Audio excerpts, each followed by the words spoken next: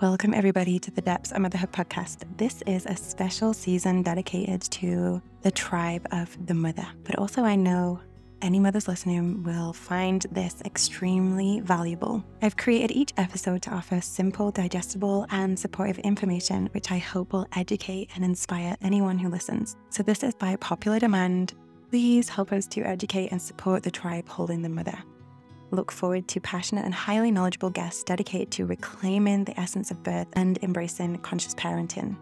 Throughout our time together, our guests will serve as the guiding voices, illuminating the path towards a deeper understanding of preconception, pregnancy, birth, and postpartum. This is with the mother and the baby being the center of the exploration. In the show notes, you'll discover the link to Nourished Mother package, which will offer many different resources to complement each episode. This is free for all members in the Women's Circle, or £33 for everybody who just wants to purchase the package. A heartfelt thank you to our incredible guests and immense gratitude to my partner for supporting me on this creation. And finally, last but not least, special thank you to Araya, my daughter, for being the endless well of inspiration. So first of all, before I introduce Lily, I'm just going to say, sorry, my voice is almost gone, so I am going to do my best to introduce Lily. Lily is a registered dietitian and nutritionist. She's also a certified diabetes educator, a researcher and author. She is the founder of the Institute for Prenatal Nutrition, co-founder of the Women's Health Nutrition Academy, and author of 3 books: Real Food for Fertility, co-authored with Lisa Hendrickson-Jack, who's on the show next. Her other 2 books are Real Food for Pregnancy and Real Food for Gestational Diabetes. Lily's best-selling books have helped tens of thousands of mothers and babies and are used in university-level maternal nutrition and midwifery courses. I have left her details in the show notes so you can go over and check out her website and follow her on Instagram. I found Lily through her recent book, Real Food for Fertility, after a friend of mine recommended it, and I loved how she drew from scientific research and also mixed it with the wisdom of traditional cultures. And to complement this, we have Lisa sharing about the physiology of menstruation and fertility. So I asked her about the patterns that really stood out for her as she was doing the research, and what she noticed about low-fat and processed diets, how that affects the quality of the egg and the sperm. And also in her book, she has a section on a vegetarian vegan diet. And we go into this conversation as well quite deeply, actually, about how our diet is affected by our community, by our traditions, by our religion, and how we can come to actually listen to the language of our body if we get slow enough and we become patient enough to listen to her, to see what she actually needs beyond any ideas or beliefs. I really loved recording this conversation with Lily, and it was very inspiring for me and reminded me once again of how incredible our body is and how food and emotions are so closely linked, and that in the center of community is the food, is the kitchen. And this is a beautiful way to be inspired to share food, to come together as a collective, to nourish one another. Thank you once again to Lily for all the incredible work that she's doing in the world and for taking the time to sit with us. Before we start, let us just check in with our body, taking a few breaths and finding where the inhale breath can be guided to so there can be more space. And on the exhale, experiencing that softening and coming home to this present moment. Thank you so much for being here. Lily, I'm so excited to learn from you and to be in this space. I've read your latest book, and that really inspired me so much, because Real Food for Fertility kind of has become like a Bible for me, actually. It's something that I'm now saying, hey, have you read this book? And I just ate it up like so quickly, because it was kind of everything that I've been researching, but also with this, I loved how you kind of brought the history through from, like you pulled in different cultures and things like that. And I just found that absolutely fascinating. So I'm just reading through the night, just like, this is amazing. So thank you for that. And I'd love to know, like, where did the motivation come from for writing this book? Sure. Yeah. Well, thank you for your kind words, first of all. Real Food for Fertility is co-authored with a colleague and friend of mine, Lisa Hendrickson Jack, whose work is in the fertility awareness space. And we had long toyed with the idea of writing a book on fertility. Her and I were actually book buddies. When I was writing Real Food for Pregnancy, she was writing her book, The Fifth Vital Sign. And we're like, man, at some point, if we could like kind of combine this all together, where you have like the best of the fertility awareness stuff with all the nutrition stuff all in one place, because you need both. Like you can have your nutrition just perfect and perfectly dialed in, but you're not paying attention to your cycle and you're getting the timing off with conception. I mean, certainly you could accidentally like get the timing right, but we can optimize your chances of conceiving where you know your fertile window in your cycle. And on top of that, with both of our work, we see the importance of partners' health as well for optimizing sperm quality. And most of the fertility resources out there really don't have anything on men's health. It all focuses on the woman. It's all about egg quality. And yes, of course, that matters too, but we need to get his health dialed in as well. And so we're like, man, at some point, we're gonna like put this all together into a book.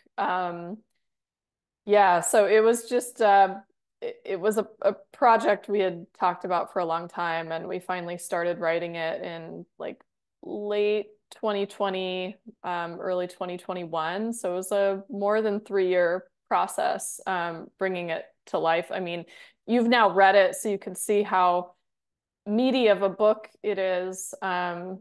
We have just a ton of research, like over 2,300 in-text citations in the book. Many of those references are citing more than one study. So many thousands of research articles. We actually don't even know the final tally if you were to add all of them up together. But it was definitely a labor of love. I think for both of us, I've written so much about pregnancy already, but a lot of pregnancy complications and just challenges with maternal nutrient status during pregnancy and postpartum go all the way back to preconception. So if we can optimize nutrient stores and overall metabolic health before conception, that actually does more than only focusing on what you eat during pregnancy. That, of course, also matters. I mean, I've written 2 books about that as well. But if we can get the preconception part, we can make a bigger difference on reducing the rate of early miscarriage, reducing the rates of certain birth defects, which many of them happen in the first 8 weeks of pregnancy. We can reduce the risk of placentation disorders. They call them deep placentation disorders, where the placenta doesn't properly form, isn't robustly attached and integrated into the uterine wall. That is a risk factor for a lot of other pregnancy complications like preterm birth and preeclampsia and all these things. Like we can do more to target those things by rewinding the clock a little bit and optimizing both partners' health ahead of conception. So that was really the motivation. Many intertwined motivations. That's beautiful. And that's one thing that also really stood out was bringing the men into this and their health, because what I've noticed through listening to feedback from our listeners is, can we have something on men's health? Because it seems like it's all on the woman. And so I started to explore this and I'm like, oh yeah, it's not something I've really thought about. But it's so interesting once you start to bring the man into it, who's also involved. It's not just like the concept of it. It's like this deep welcoming in of the man as well to participate in this in different ways than just having sex. And I find it so I found it so interesting how when I'm reading this, it's like the word fertility might throw people off, but this is literally for human beings who are in their fertile phase, like it's bringing them to optimal health. So even though I'm not right now looking to conceive, like something clicked inside of me. Of course, this matters right now, whether I choose to conceive or not. It's just literally my health and my well-being. And I loved as well, like I mentioned in the beginning, like how you brought in different cultures. And I'm wondering if you could share like what you found in the patterns from looking at different cultures and the foods that they were eating or that they eat now still.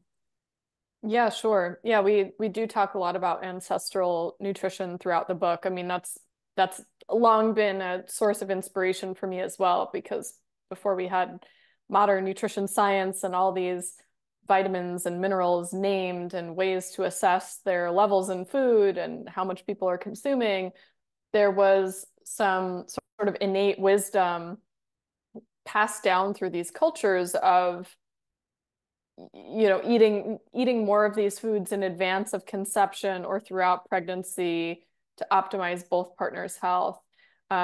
So the common thread among these is there was usually an emphasis on nutrient-dense foods in advance of conception.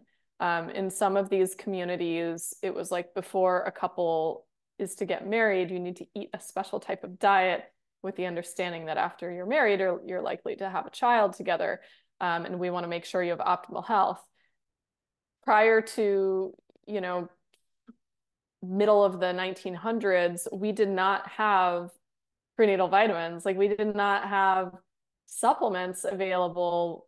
There was no insurance policy really, right? Like if we want to optimize the health of this next generation, you need to eat these foods. This is essentially like the Stone Age prenatal vitamin, I guess you could say. And so we see an emphasis particularly on animal foods, primarily like seafoods, eating all parts of the animal, nose to tail. So, and this would make sense just from a community trying to get every last bit of nourishment after an animal they've harvested, right? You're going to not only eat the muscle meat, you're going to make use of the whole carcass, all the bones for making broths and stews. You're going to use the organs. Often the organs were actually prized and sometimes reserved for the couples of reproductive age and young children to optimize their nutrient intake. We see you don't take the fat out of animal foods. In fact, the fat is often prized, and this would make sense because this is going to be a really rich source of a lot of fat-soluble vitamins, A, D, E, and K.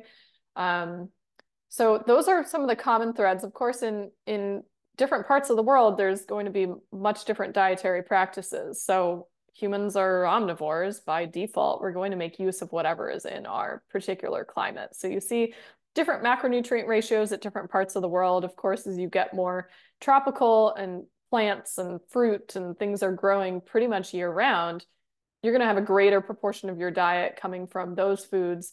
Where if you're in more of the polar extremes, like the far north and the Arctic, your dietary pattern is going to be much more animal foods because you simply cannot grow plant foods in the winter other than what you have harvested and stored for later use. Portion of your diet coming from carbohydrates is substantially lower as you get to the polar regions. But that common thread of including nutrient-rich animal foods with the fat, consuming the organs, that is one of the central themes that you see. Thank you for sharing that. And it reminded me when I was reading your book, like how my grandmother actually had a very high fat intake. She would have dripping like the fat from the meat and she would put salt on top. And I remember my mom saying, oh my gosh, that is so unhealthy. Like you're going to have a heart attack. And then there's my mom who's having such a low fat diet and yo-yo dieting and being so concerned with having low fat. And that now on the other side, it's very interesting because I was brainwashed to believe that my mother's diet was healthy with restrictions and avoiding certain foods. And Right. and then coming to this side of now trying to like bring my body and mind back to receiving these foods. Because when I started to eat fatty foods, like from the meat, from the animal products, I just felt nauseous and sick. Like my stomach twisted. And I think it was the thing of like, that's unhealthy. You're going to have a heart attack. So rewiring and starting slowly, and now being able to eat meat with fat on it and actually enjoy it, it's been a huge shift for me, especially as vegetarian for like 10 years as well. So there's like all this psychology that comes into it as well. Yeah, and it takes a while for your digestive system to adapt to different ways of eating. I mean, again, humans being omnivores, we could tolerate all sorts of different dietary habits, but our digestive enzymes, the amount of bile you would secrete at meals, like that is all going to vary based on what you eat. So when you shift that, kind of doing that gradually gives your body a little time to adapt to this change. Yeah, I'm so glad you said that, because it's like the mind, but also the body is adapting as well to receive this food, right? And so it's just slowly and gently moving through this. I'm wondering if you could share how a low-fat diet can affect fertility. And because I know social media is pretty good now and it's sharing a lot. If you're following like the people who are sharing this information about bringing in these healthy fats into our diet. So there is it definitely shift with the people I'm seeing, but I know that's just my own little box. So I'd love for you to share, like, how does a low fat diet affect fertility? Yeah, sure. So again, we've looked at fat as a dietary villain for decades, and I think for that reason, a lot of people aren't looking at the things that it is necessary for. I think it's been wrongfully demonized over the last, 40, 50 plus years. But for hormone production, that's one of its most important, and even in conventional spaces, like people know that our sex hormones or steroid hormones are made on a backbone of cholesterol.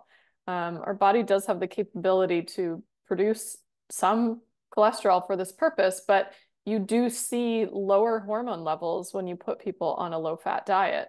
So men or women, you put them on a low-fat diet and their hormone production goes down. So they've actually done dietary interventions. At the time, they ran these trials to see if we could reduce estrogen levels with the goal of reducing breast cancer. You know, some breast cancers are estrogen-driven cancers. And so they put women on a low-fat diet, and yes, indeed, their estrogen does go down quite a bit. Their progesterone also goes down as well. So you could see drops in those hormone levels anywhere between like 20, 30, 35, sometimes higher percentages. And that's pretty significant when it comes to fertility, because of course we need optimal hormone levels to keep cycling, to keep ovulating. And of course you cannot conceive unless you're ovulating. Not to mention during pregnancy, your hormone production ramps up a lot, and you need to have the raw materials to produce those hormones to keep up with that demand. And we're seeing so many women with low progesterone levels. I mean, it's really worrisome. That's a very easy way to screw up your menstrual cycle and to screw up ovulation. We've certainly seen it in practice, both Lisa and I. So a big area that we focus on is helping people consume adequate amounts of fat. The other thing to think about with fat is it's usually not just the fat that you're taking out when you have tried to reduce that in your diet, but fat is often bound to, or it comes along with, protein-rich foods. So people think about reducing fat intake and they're like, oh, I'm going to take the yolks out of my eggs. I'm going to take the skin off my chicken. I'm going to cut the the fat off of my steak, or maybe I'm going to swap to plant-based proteins entirely and take out meat entirely as a category. You're now significantly reducing not just the fat, but also a number of micronutrients like choline, vitamin A, iron, zinc, B12, etc. And you're also significantly reducing your protein intake by making those choices. And that in itself also has detrimental effects on hormone production and fertility. So we have to look beyond just this idea of like demonizing a single dietary culprit. Like there's always the latest dietary boogeyman that everybody's worried about. For so long, it was fat and cholesterol. Now people have shifted to different ones. I feel like there's a new one like every week on social media. It's kind of hilarious at this point. Oh, yeah. But certainly trying to reduce the fat intake without thinking about the consequences is a big, big issue. Yes, I live in a community right now where there is a lot of vegetarians, a lot of vegans actually, and it's interesting. So just really bringing in the women in this community, they're on a vegetarian diet, but they're also taking on roles that are high stress.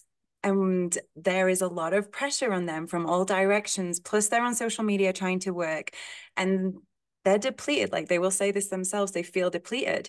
And a lot of them, a high percentage, are not having their period anymore. Their period has gone for 6 months. So I'm curious because I'm here living this right now. What advice would you give to them? I know we just spoke about nutrition, but sometimes that like it's really hard to share this information. You know, I'm living next door to someone who's a vegan, and every day I'm cooking bone broth, and her dog's like jumping over my fence to come and get the remains. And she's like, "Will you stop stealing my dog?" I'm like, "I'm sorry, I got good food around here." Yeah. I know that's tricky when you have, I mean, dogs are pretty much carnivores. They'll occasionally eat some grass to settle their stomach, but yeah, they're carnivores. Um, so it's really tricky. We decided to include like a whole chapter on vegetarian diets and real food for fertility. I've skirted around this issue for many years. In my first book on gestational diabetes, I just didn't even address it. In Real Food for Pregnancy, I decided to put a little addendum to the foods to emphasize chapter talking about nutrients of concern. Because it's like, why highlight a dietary pattern that is not necessarily optimal for nutrient intake? And then in this book, it's like, okay, we're just going to do a full chapter on it because there's so much to address. I myself have been vegetarian before. I still have loved ones who are practicing vegans, although one of them is finally coming around to including some animal foods after significant health declines. And sometimes it does take a decade or more for those things to catch up. And it's often in like middle age that those hit, like mid to late 30s, 40s, 50s. You see the consequences. We can get away with all sorts of nonsense when we're young, right? I mean, you can get away with eating complete garbage and you feel fine when you're in your 20s because you're in your 20s, like your mitochondria are still going okay. But those things do catch up over time. So I think the biggest thing for me is we need to examine help me understand what is the rationale for eating such a diet. If the rationale is optimizing health, that's a really easy one to tackle. That whole chapter 5 of Real Food for Fertility goes point by point through all the things that you need to consider. If the rationale is like animal welfare, then maybe people, when they understand the nutritional consequences and are experiencing the very common health effects from such a diet, maybe they consider including some ethically sourced animal foods. Or some people go so far as to get actively involved in raising the animals that they're going to harvest or including the animal products that they're like. We have backyard chickens, right? I feel happy consuming the eggs from our hens because they're so well cared for. So some people do that level. They'll, have their own chickens or, get milk from a local farm or something where they like know the animals are treated well. Some will consider consuming certain types of shellfish like oysters and clams and mussels that have no central nervous system, therefore they don't feel pain, but they're highly nutrient dense. Like some people will go that route, but like just understanding like what is the original reason for choosing this dietary pattern, and are there areas you're willing to like compromise in order to stay optimally nourished. That is, I think, until you address the reason for the diet, like nobody is going to be open to considering making any changes. And of course, if you haven't felt, consequences of such a diet, then maybe you're just not interested, right? If you're still like normally cycling, your menstrual cycles are a normal length, you have notable ovulation, your basal body temperature is rising as expected, like no thyroid issues, all the things, right? All the things are dialed in. And there are some people who actually do okay on a vegetarian diet that still includes eggs and dairy products. Like that works okay for their physiology. I'm not going to argue with you. And we have tips for optimizing a vegetarian diet in that chapter. But if you're actively noticing negative effects in your menstrual cycle, maybe you're not ovulating consistently, really bad PMS, short luteal phase, very scanty menstrual cycle, or just no cycle whatsoever, complete amenorrhea. These are all signs that you want to rewind and look at what's going on with your diet. The menstrual cycle responds in real time to everything that we're exposed to in the way we're living our life, even outside of food, the high stress environment that you talked about, sleep disruptions, all of these things can affect it. Food, of course, is a major component.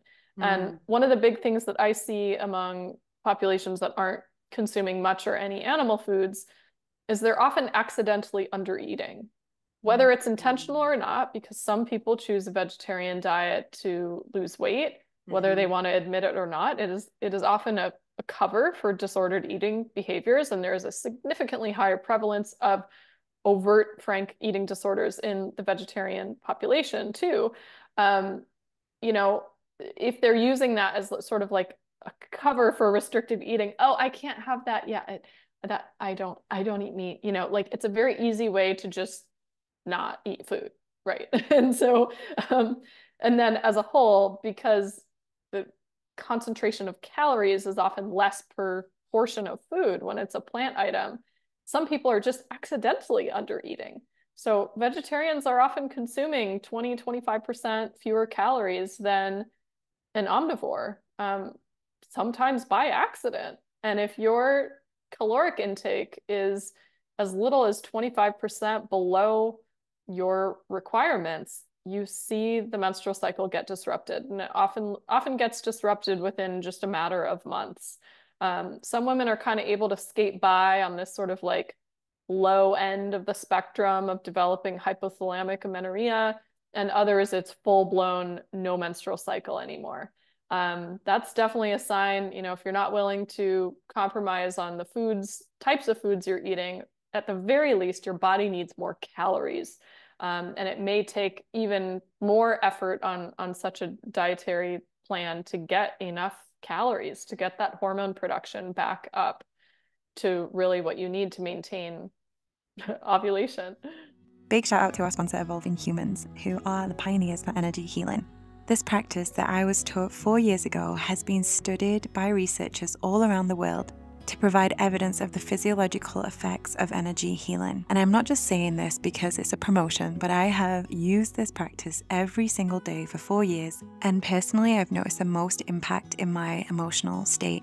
This energy practice taught me how to feel energy in my body and observe the sensations. The technique involves you using your hand and connecting to the energy field within your body. And with this gentle, loving awareness that you bring to the table, everything is seen and lived. The whole being comes into alignment. During the birth of my daughter, I tore, and the discomfort that I was experiencing with this tear started to ease up dramatically when I would use this technique. In the show notes, you'll find the link to Evolving Humans so that you can explore this healing technique, which is available through a course that you can join today.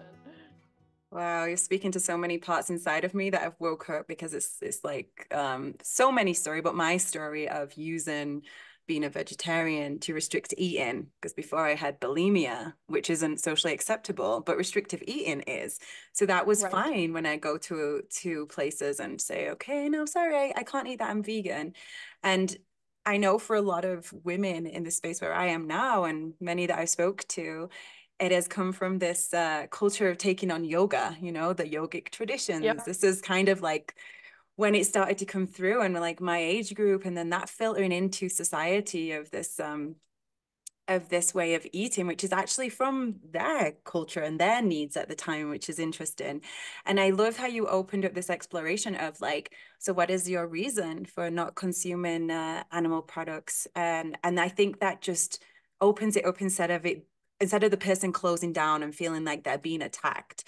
There's somebody who I am working with right now, and because she doesn't want to look at the food for many reasons. Like, she doesn't want to go there. Instead, we're doing womb massages, yoni steams.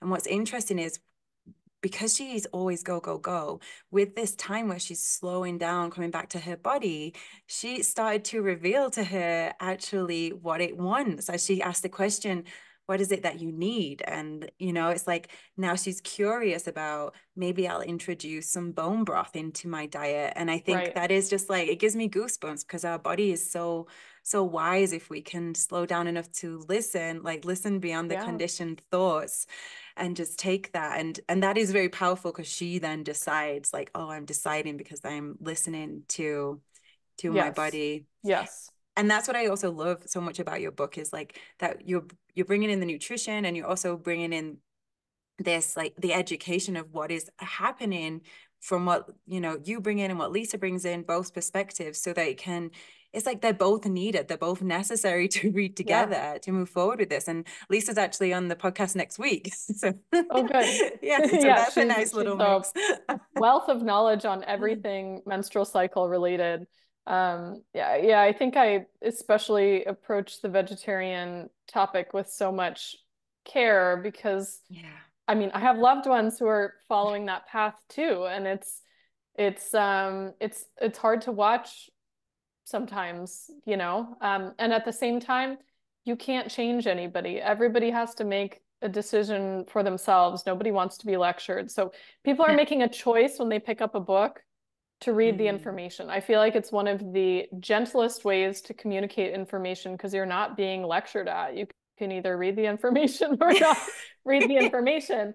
But I've heard from, it's probably in the hundreds now, of women who've reached out just after reading Real Food for Pregnancy, reevaluating their diet, like they were just not made aware of this information. And it's really making me think long and hard. But like you said, it become that the identity of being vegetarian or vegan is also wrapped up in sometimes your community of support, your lifestyle, your, you know, workout community, yoga community, spiritual community, animal rights community, environmental activist community, whatever it is, that it feels like, you know, sometimes you get really kind of violently, whether that's physical, but like online attacks from people for giving up that identity. And I've had so many reach out saying, thank you for giving me this information. I feel so much better. You know, my cycle's back. I was able to get pregnant, or this previous pregnancy was just riddled with complications and my postpartum recovery was terrible. And this time I have so much energy and I feel so good. And I recovered from birth well, and I didn't have prolapse this time. And like breastfeeding has come so much easier. And, you know, just getting that feedback, it was like, okay, this needs to be written about, but people need hand holding on how to do it. So wrapped up in all these conversations of here's all this data and this nutrient and that amino acid and this thing, is like, what are your options for reintroducing animal foods, and which ones do you start with? And that's different for every person. So at the end of the chapter, there's, you know, little options outlined for you in bulleted explanation. So it's up to you how, you know, people go about reintroducing. But that is what people have asked me for. How do I like go about doing this change? Because it's scary and it's uncomfortable. And not only am I giving up this identity and community, but like, how do I do this, you know, in real life? Yeah. Because as that fear comes up, it kind of blocks off the brain almost from finding these pathways. So when you get a book or you're communicating with someone who is offering this, almost giving like permission to explore another way, so the mind can be like, oh, it's okay to try another way. And also there is challenges and struggles that other people face along the way. And it's like that beautiful support to transition to a different space. So with the messages that you've been getting from your book, I'm curious if there's like anything that stood out that people have reached out and said, oh, I just didn't realize that I needed this in my diet to optimize my fertility. Like, is there some things that maybe are just not so obvious, but when they find out, they're like, oh, if I just bring this into my diet, then that's going to really support me. I mean, it's a little hard because I already have two other books that are touching on similar things to emphasize, of course, the research to back why it matters for these different life stages or complications or whatever varies. But one of the big things I will say that people have reached out to be surprised about is how much more protein that they require. You know, I've written about the increase in protein requirements in pregnancy, but our protein guidelines as a whole are just set way too low population wide. And to understand how that affects fertility, that's been an eye-opener for a lot of women, particularly because most of the messaging around optimizing fertility is focused on either opting for more plant-based foods, favoring plant-based proteins over animal proteins, and we write about how that research is biased, or B, opting for a Mediterranean diet, which the Western interpretation of a Mediterranean diet is also low in meat, which is not accurate necessarily. We write about that part too. So just this kind of like, oh, I didn't realize, like here I was choosing, you know, beans and legumes and more salads, but I was actually significantly, and nothing against beans and legumes and salads, I ate those too, but favoring mostly those foods and not getting enough of these other animal foods was actually having a negative effect on my cycle, and I just wasn't aware of it. I will also say some of the big feedback we've had is in relation to sperm quality and sperm health, male fertility.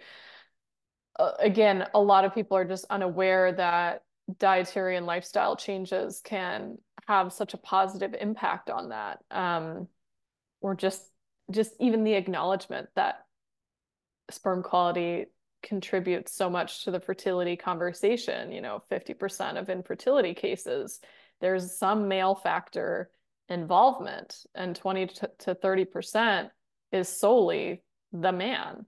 And yet, if you are struggling to conceive, I can't say any, but many of the specialists are solely going to test the woman, right? They think it's something wrong with the woman. They're not looking at male health. And that is something that we've heard about, is that, oh, like reading this information, I was finally able to get my husband's sperm quality tested. And even though per the test results, they said it's fine, I had your book to look at, and he's like definitely in the subfertile range, borderline in the infertile range. Like we had no idea. So now we're like making all these changes, and he finally identifies that this is important and it matters. Sometimes it takes a little extra work to get our, you know, male partners on board with lifestyle changes, right? And so now like, oh, he's fully committed. Like, yes, like this is what we need, you know? So that's been really fun. It's really fascinating actually, because we have our menstrual cycle to give us so much information, and so like for men they have to go and have the sperm count route, right? They have to go in and have it, whatever the test is. I've never been with anyone who's had it done, but what fascinated me in the book was the statistics. I don't know if you remember them now, but like the drop in sperm count over the last 100 years is absolutely insane. It really shocked me. I did not know. Yeah, sperm quality has gone way down. Sperm count, sperm quality. Lisa can speak in more detail about the the sperm quality research, but even the guidelines for what is considered normal has declined over the decades as well. So we're now what's considered like normal semen quality is like the bottom 5th percentile of what's observed population wide. So falling into, having your semen analysis be so-called normal doesn't actually mean anything. Because it keeps lowering itself. They The keep normal keeps lowering the lowering. bar, keep lowering the bar. Yeah. Oof. And so it's pretty wild. And it's annoying that it's not even acknowledged. Like in medical practice, this has been done because it's a missed opportunity. At the same time, I mean, they have assisted reproductive technology is highly profitable. And they have ways to work around poor semen quality with a procedure called ICSI, which is often used in almost all the IVF, where they're really kind of individually choosing the best sperm to, fertilize that egg. But what if we could work on dietary and lifestyle choices to improve semen quality and improve the chances of natural conception? I mean, IVF not only being so expensive, it's just a really stressful process to go through, emotionally and physically. It's very physically taxing. So to potentially have people be able to bypass that step is huge. Even if that step can't be bypassed entirely, optimizing semen and egg quality is still of benefit to improve your chances that those interventions are actually successful, because the success rates of individual IVF cycles are not that great. I think where people are kind of oversold how successful each cycle is. A lot of that depends on, age and health of both mother and father, actually. But there's still, it's not like 100% success rate every time. So that gets tiring when it's like cycle after IVF cycle. Yeah, and the including of like other people in this journey, the stress of going there, like the hopes, like the expectations, that's all affecting hormones as well in the body. And as you're talking, like I'm having this visual of, like calling back our energy into our home, where the kitchen used to be the center, and that's where everyone used to gather. And like like the woman, like cleaning the food, like preparing the food, putting love and just like prayers into the food, and then welcoming everyone in to eat. I feel like it is also a way of, just coming back to food is a way to decolonize what has happened to humans through the food, where all of our attention is being sent out to what people are telling us we should eat, and then offering us these processed foods and these different supplements that don't even come from, that are made from chemicals. But if we can just come back, and you said earlier on, like going to find out where the milk is from, like visiting the farmers, it like also brings back community. So we pull in our energy into our home, and then we start to strengthen through the community as well. And I think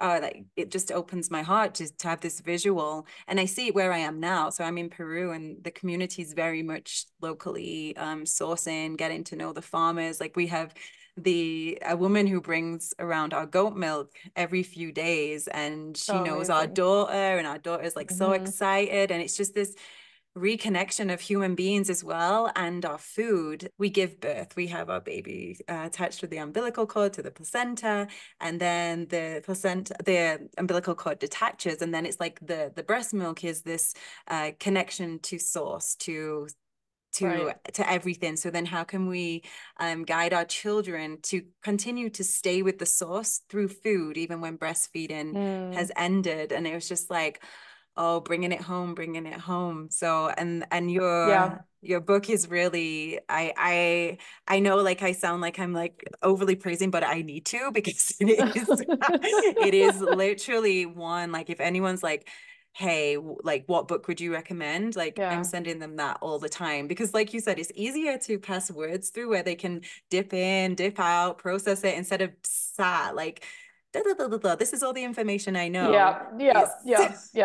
I've heard that a lot, even from practitioners who are like, yeah, I don't think I was getting the point across with words, but like I told them to read this chapter, and yeah, they've decided that they're going to make this change. Certainly words, I think, are my written words are my clearest form of communication. Things get lost in a conversation of like it's a telephone situation, right? Where like you try to say something, but it's interpreted the wrong way. Like the written word allows you to really massage and finesse and make sure it's as clear as humanly possible. And I mean, Lisa and I really painstakingly edited this thing to be as clear as possible, like reduce the chances that things are misinterpreted or taken out of context. But I think you hit the nail on the head with, connection to source and where our food is from. As somebody who also moves around a lot, one of the first things I do when I know that we're going to move is research where can I get local foods for that area, because you feel a difference. And having lived in many different climates, including Alaska, actually, my diet shifts quite a bit based on where we live with what is available locally. So like in Alaska, we were eating way more seafood than I consume now, because it was readily available. With a fishing license as a resident, which costs not much, you can, catch your limit of fish in an afternoon, and freezers full of seafood, right? When it isn't shipped all over the place, it's also inexpensive, actually. So that was a bigger proportion of my diet, where when I live in an area that's warmer, there's more produce, right? It just grows year round. And now having chickens, I mean, not that I was ever low in eggs. Now it's like an abundance of eggs. What do we do with all the eggs? What can we make with the eggs? Yeah, right. Trying to grow a garden. It's a very humbling process, seeing how much work goes into growing food, and how much work also goes into cooking that food and making it taste good. And when I get lazy and I'm at the grocery store and just like, can't I just find something that's like pre-made and good? And even if I compromise on like ingredient quality and just like, let's just get this frozen lasagna because it's easy, eating it tastes like you're eating dead food. Like it has no flavor.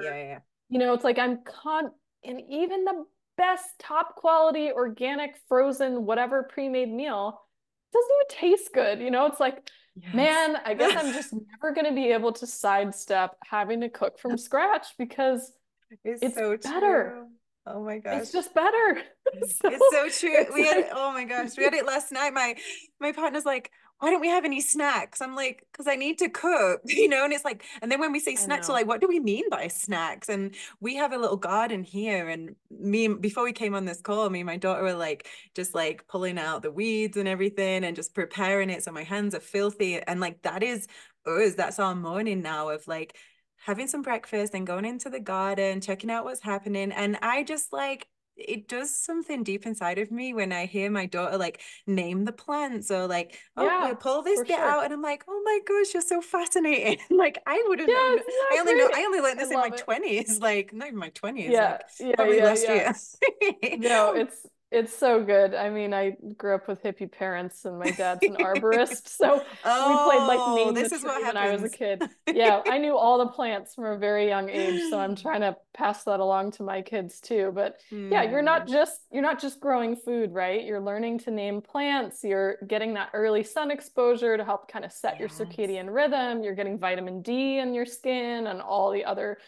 products that our body makes from sun exposure. And it matters, it does, like for reasons more than just growing the food that you're going to eat. So it's also very humbling when you see what you're growing and you're trying to grow without chemicals, and some insect comes in and eats everything like overnight, and you're like, what? Like it gives you some compassion for the farmers who are relying on chemicals, because they can't risk losing their entire crop. Like, I'm not a fan of pesticides, and I do try to, do organic and all that stuff. I certainly grow my own garden organic, but to pass on that appreciation for okay, now I can understand why the system is so messed up.